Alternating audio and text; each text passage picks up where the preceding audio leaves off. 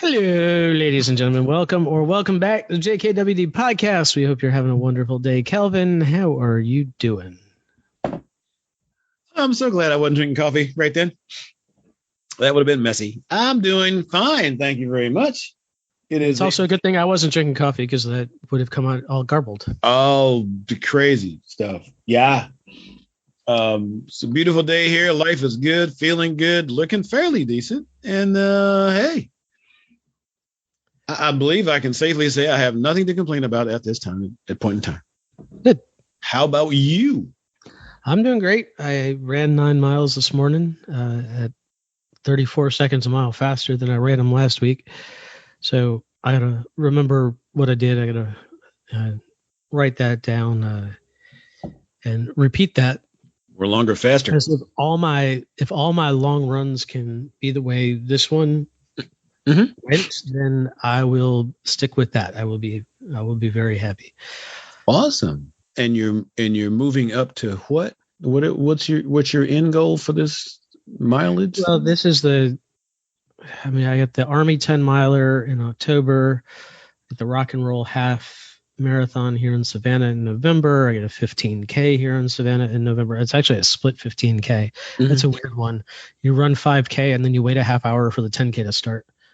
And then I've got another half marathon in January in Charleston and another half marathon in March in Myrtle Beach. So I guess I don't think I knew about those last 12. I knew you were doing a couple, but holy smoke. Yeah, so that's amazing. Yeah, and now if I'm going to start traveling a little bit for some of these, I guess I got to find races in places that my wife wants to go. So we're going to have to find one in Atlanta. We're going to have to find one in Memphis. We're going to have to do one in Vegas. I know Vegas has one that leaves at midnight. Wow. So you don't have to deal with the desert heat. Good thing. Yeah. Well, bless you. I mean, just have a wonderful time. I think I can say with a lot of, it's near like total certainty that you won't see me in those races. I mean, I may show up to watch some of them, cool. but we ain't gonna be bumping elbows running around the track there, buddy, or wherever that is. Not that I'm a wimp, not that I'm not, don't judge me. Again, anyway. I understand. Yeah. Well, good. I'm glad you went in that. So. Well, I figure if I keep signing up for races, I don't have to keep starting over. I've had this problem where I sign up for the one in November, I train for it, I run it, and then I quit. And then I sign up for it next year, and then 20 weeks out, I have to start over. Figure if I just sign up for them every couple of months, I can't stop. I can take like a week off if I want. But in general, I have to keep it up. And I've hit that point in my training where I hit every time where the first half hour just sucks. And after half hour, I'm like, oh yeah, I forgot this gets meditative.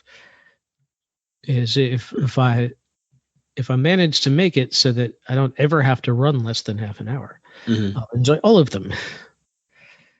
And it gets hard. My feet are feeling the pavement right now, and I'm sitting down, so I don't have to worry about it. But I've got my over padded extra arched recovery sandals, and I've got my little foot massage pad, and and I'm wearing compression sleeves on my calves so that they're not mad at me for sitting down for 2 hours after I just ran for 2 hours. For a sport that is essentially free, it gets very expensive. Yeah, well, there's something else to keep in mind for me. Yeah. All you have to do is strap on your shoes and go. Yeah, and I don't know, if you want to actually like feel good and recover well, maybe you want some soft sandals, and maybe you want some some good massage equipment, and maybe you want some, maybe you want some extra hydration stuff for during your run. And yeah. Well, I got my friend here who started recently doing, bicycle rest. So he tends to do at least 50 miles a day, and he's been in a couple of 100-mile bike rides, for charities and cancer for children and stuff. And I'm like, his longest one, well, so far, I believe, he rode from Buffalo to Albany, then Albany to Syracuse. that was on 2 days, 3 days. That was no, he did that. It was that was 2 days. Because this thing is 50 miles a day, but he but then I had to take him back to get his car because he left his car there. And then he rode that was just to do. And then he entered this other, I forget the name of it at the moment, and raising money for children's cancer. So he did that. Now he wants to do it the other way. He wants to go to Albany and ride back to Syracuse. And I'm like, I'll be cheering for you. Yeah. So it's like, Katie Spotz is first became aware of her when she set out to set a Guinness World Record. She ran across Ohio, 31 miles a day for 11 straight days. Wow. Right now she's riding across Maine. Right now she's cycling across Maine. And all to raise money for like clean water in schools. So good causes, but hard work. Man. So do I get the are you aspiring to do one of those? No. Just checking. I do draw some motivation from that, or some inspiration from that. Like, okay, well, if you can do that, then this 10 miler I'm setting out on, not a problem. Yeah.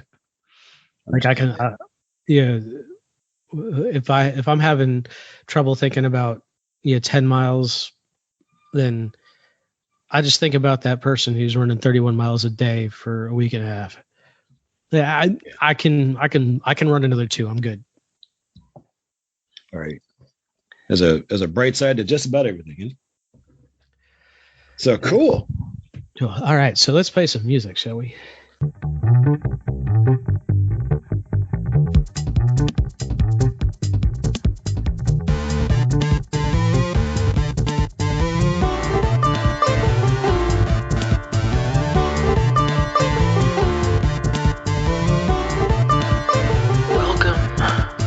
Josh and Kelvin World Domination Podcast, where we talk about better humanhood and teach you how to dominate your world. You ready? Here we go. Hey, so we're recording this on September 10th, 2021 for release on September 13th of the same year, which makes sense. Doesn't make sense. Nobody plans that far ahead. Schedule a year out, right? Yeah. Yeah, at least not in the podcast world if you want to talk about anything topical. Which means that tomorrow, as we're recording, and 2 days ago, as we're releasing, it's the 20th anniversary of the 9/11 attacks on the United States. And yeah, I know that in the news there's all this stuff about Afghanistan and the Taliban taking back over and all that, but I think we can probably avoid most of the kind of political talk around it. But what's your 9/11 story? Where were you when you found out about 9/11, and what were the things you learned after it? Well, I was here in sunny Syracuse, I think. God, yeah. Yeah. And I heard a plane flew into the World Trade Center. And I'm like, that's weird. but I wasn't thinking airplane. I was thinking, Cessna got off course kind of thing. And then like a few minutes later, I heard a second plane flew and I'm like, what the heck is this? Doesn't make sense. Somebody doing this on purpose? And then I turned the news on and was like, holy smoke. And then I heard about these other planes that were flying and targeting things. And I was completely, totally flabbergasted. I'm like, I think that probably affected me because I'm like, we haven't had anything like, especially as I got deeper into the story, we're being attacked. That's holy smoke. And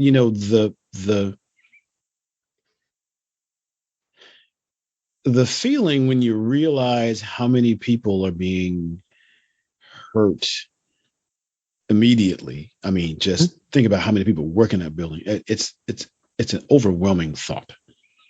I mean, you just can't imagine over here most of the time, I guess, because we don't have stuff like that happen. We don't have stuff like that happen in the United States. So it's like, what the heck is going on?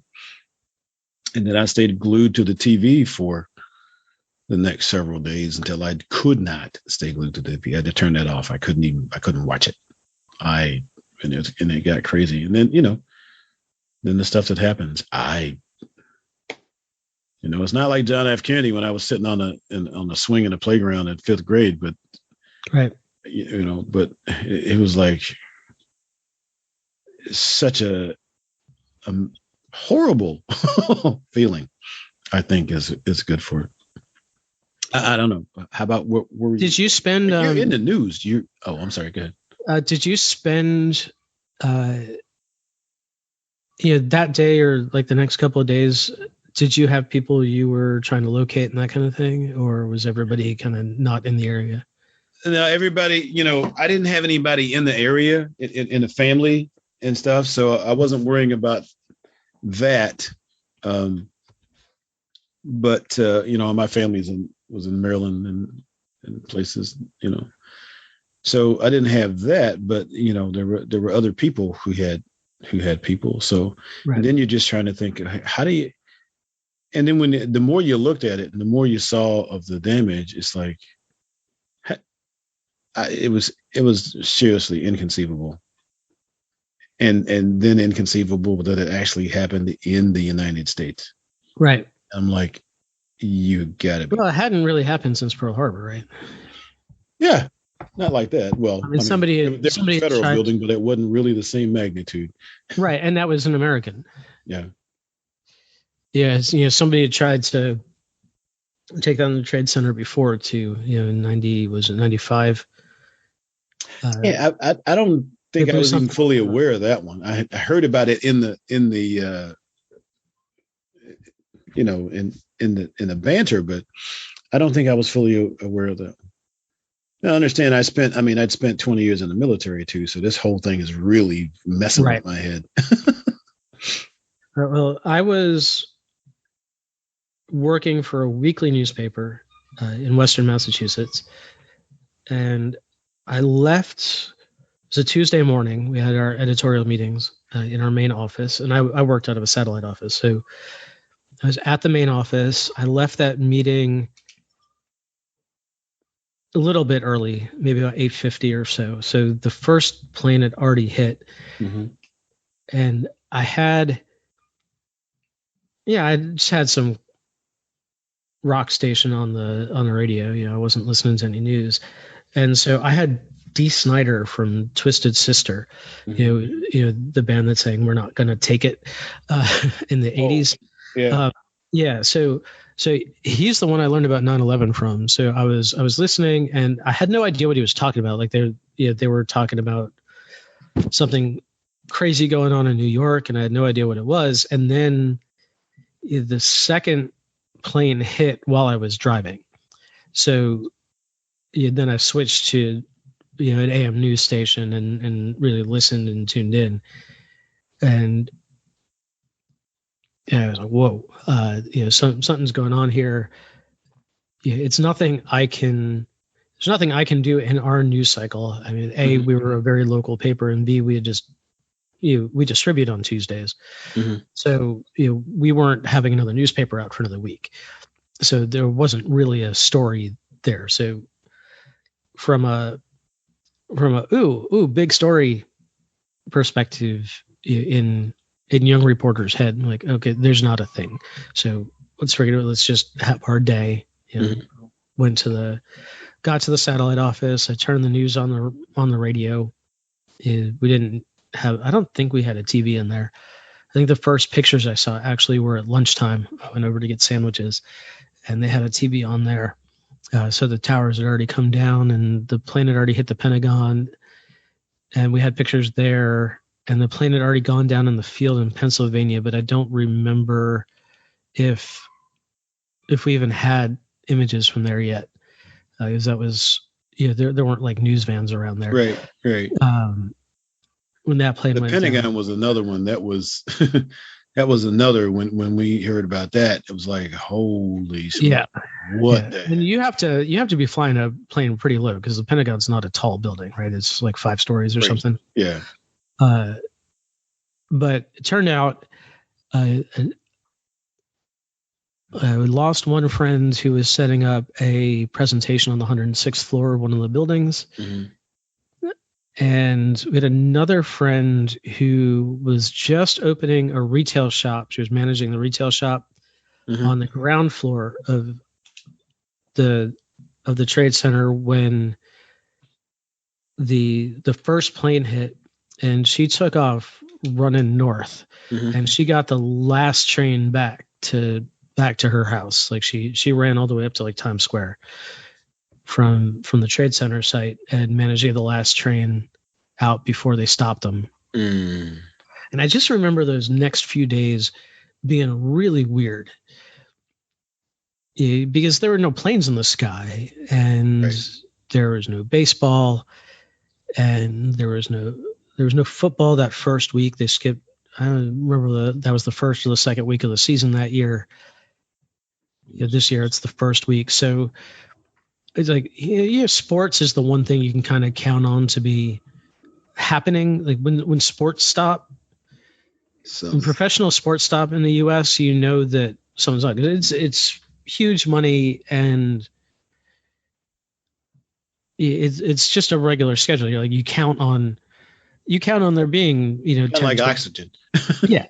You count on there being 10, 12 baseball games every night during the summer. Yeah, that was crazy. And probably a year ago, in the middle of the pandemic, why not? Maybe a little bit longer.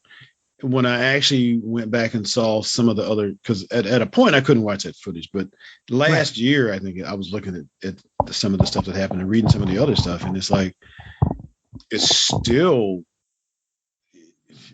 incredible. I mean, it's still kind of horrifying, and Steve Buscemi was on. The actor Steve Buscemi was a firefighter in New York, and he had gone back to help out.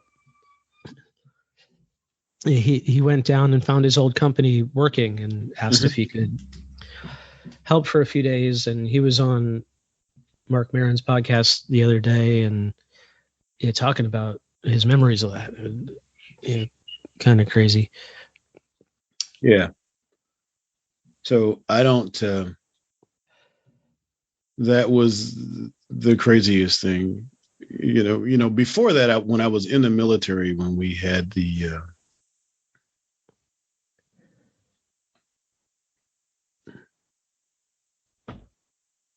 when Desert Storm kicked off, but that wasn't here.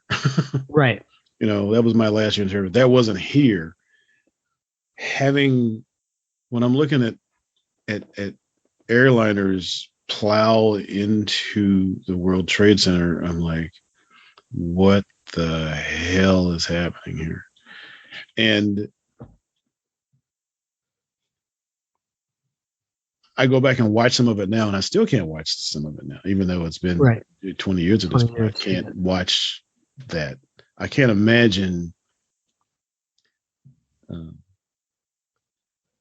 what was in those people's heads who how they felt, jumping off the building to escape the rest of that. So, but anyway, so I don't want to talk about that more. But yeah, it is that 20 years. Yeah. And people have some interesting stories coming out of it. Like, you were talking about the people jumping off, the famous falling man photo, where the guy in the picture, looks like he's got his hands in his pocket and he's just kind of flipping down, but it's just a moment in a fall. Like it's not really It's not the fall. It's just right. It's just a moment it's not like the guy was nonchalantly jumping off the 105th floor. A thousandth of a second in that process. Yeah. Right. And how that picture got taken, it was the photographer was up the street on assignment and he heard the plane hit the building. Mm-hmm. So he just turned around and ran over and started taking pictures, and he happened to capture that one. And the photo's just a little too blurry to figure out who it is. So there are a bunch of families who think it might be theirs, but they're not sure. Yeah. I read a documentary on that on trying to find out who that was. And Cal Fussman had a very interesting story. Like he wanted to learn about wine, so he actually took master sommelier classes, and he wound up getting to be the sommelier for a day up at Windows on the World at the top of the World Trade Center on like September 9th or September 10th or something. He had gotten this okay to write the story for Esquire about becoming a sommelier and about wine and about learning about it. And then he gets to have this experience, and then a day or two later 9/11 happens. So it takes him 10 years to write the story. You figure out what the story is. The story changes a lot. Yeah, it does. So I think I'd like to say, I hope we don't ever have to go through that again. Oh, for sure. I hope nobody does. Yeah, nobody. It makes you think about the whole military complex, really, and world relations and everything, because like people are doing that all the time around the world. Yeah. And it hurts. So. It's interesting.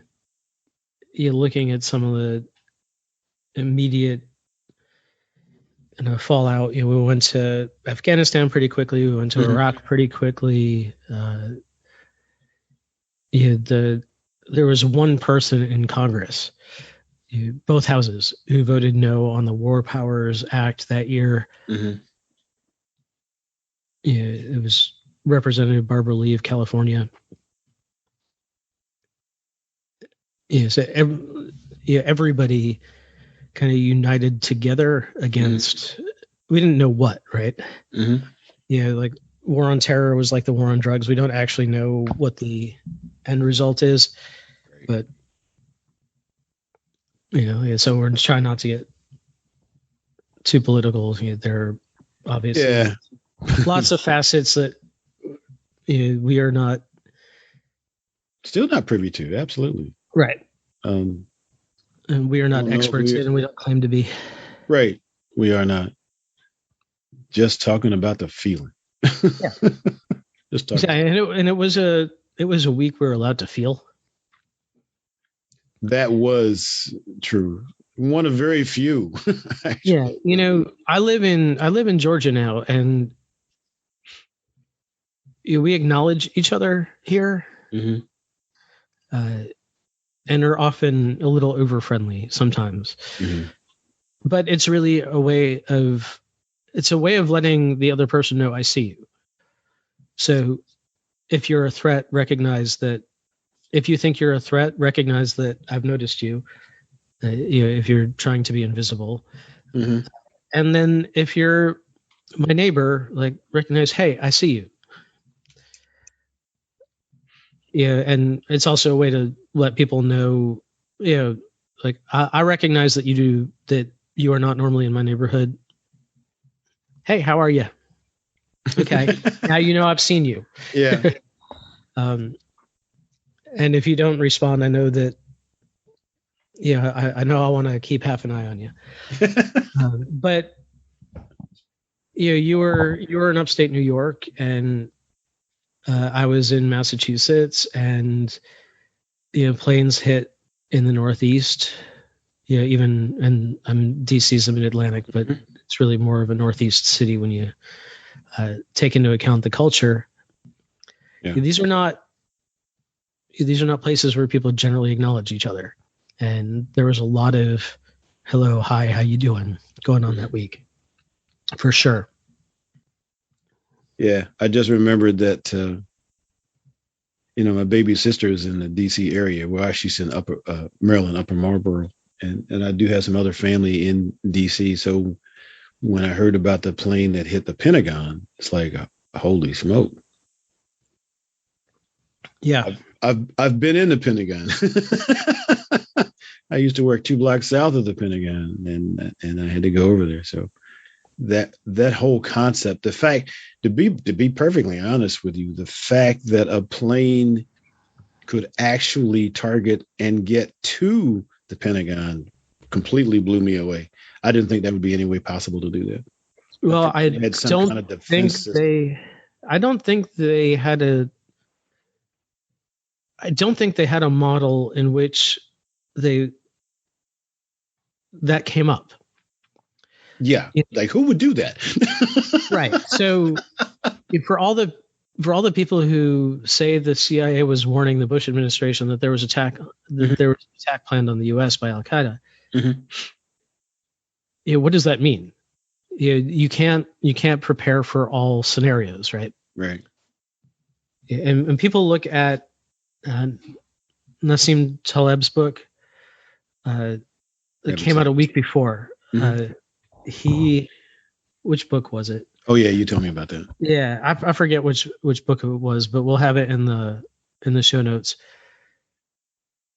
He published this book, and one of the things in there was, hey, who knows what's going to happen next week? A plane could hit the building I'm working in, and I could be without an office.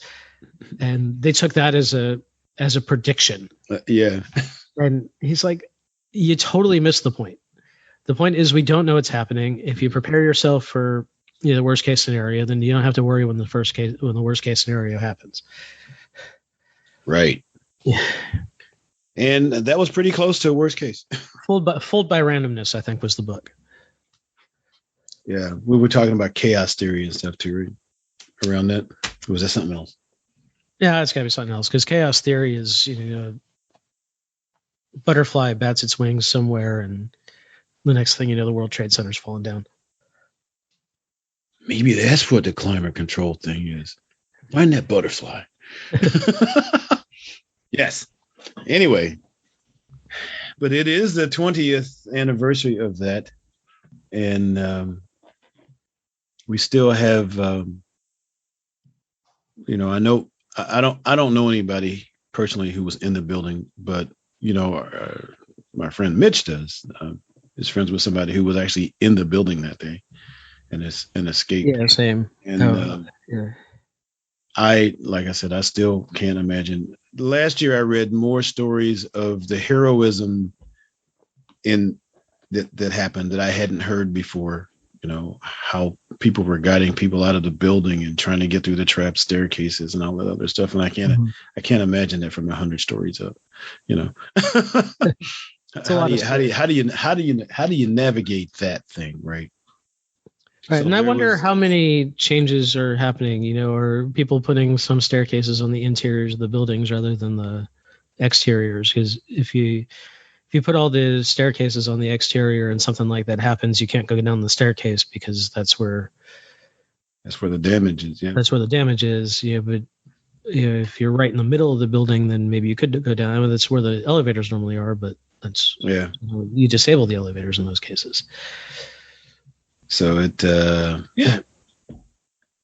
So we it definitely changed the way we fly and all that. I mean, you remember flying pre 9/11 when you used to be able to just show up 20 minutes before your plane was going to leave, and none of that. Walk through the metal detector. You used to be able to go through that metal detector and go pick up your friends at the gate.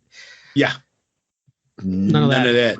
That's gone. And in the foreign countries, well, foreign to us, I guess. In other countries, the security that went because of that also. So that affected travel around the world, not just here. And there are other countries who aren't near as lenient about modifications as we get serious. We don't want to take off our sneakers. We don't get on a plane. There's some other places that you got a whole other set of problems in. Well, and then there are some places that are like, that's kind of ridiculous. Jim Jeffries has a bit about flying in Australia. He's right. Australian, but he lives in the U.S. and he does most of his work in the U.S. But he was talking about flying out of Australia, and they were making fun of him for taking his shoes off, or they were making fun of him for taking his laptop out of his bag. It's a nice laptop. Why are you showing it to us? Yeah. So first time I had to do that, it was really crazy. I'm like, okay. Yeah, and the distance it now takes for me to fly instead of drive is much different, and that changed a little bit when we had a kid. Mm-hmm. But I used to be like, hey, if it's going to be more than 2-3 hours in the car, I'd rather just fly. But once 9/11 hit, that became more like 6 hours. Yeah, it meant going to the airport and having to deal with an hour and a half there, rather than, okay, well, it's the same amount of time now. Yeah. So do what you do. Yep. So we remember that day. I don't think any of us can ever forget that day. And it's really, there's the number of people, well, it's been 20 years. Yeah. Who hear about it, read about it, but didn't experience it. They weren't really here. Yeah, there are adults who were born after 9/11. So yeah, so it still doesn't have the. I mean, that's just another war story, right? It happens. It happens every generation, right? You remember Kennedy getting shot? I wasn't born yet. Yeah. But my parents all. For that, I was on a swing in the playground in 5th grade. Yeah, and you remember that? It's been just about 60 years. Wow. Yeah. Am I that old? Yeah, looks like. All right. Well, I think let's wrap this one up. Yeah, I don't think we want to remember any more of that, except. Well, and we don't. I mean, the part where we have to remember. Yeah, I mean, it was good to remember. Good to keep in mind lessons that we've learned, for better or worse, and just watch what's going on around you, because things wind up happening, right? Yep. Things never know. You never know.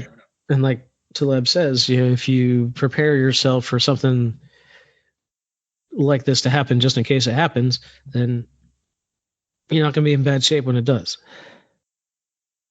So thank you for being here. jkwdpodcast.com for show notes for this. And there won't be much in the way of show notes, probably just a little bit. And all the other episodes, of course. So we will see you next time. Bye.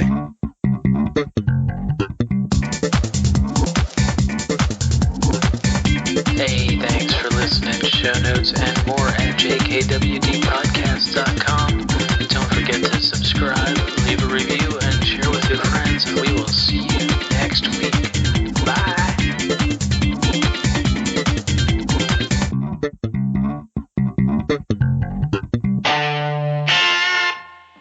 A Better Humanhood production.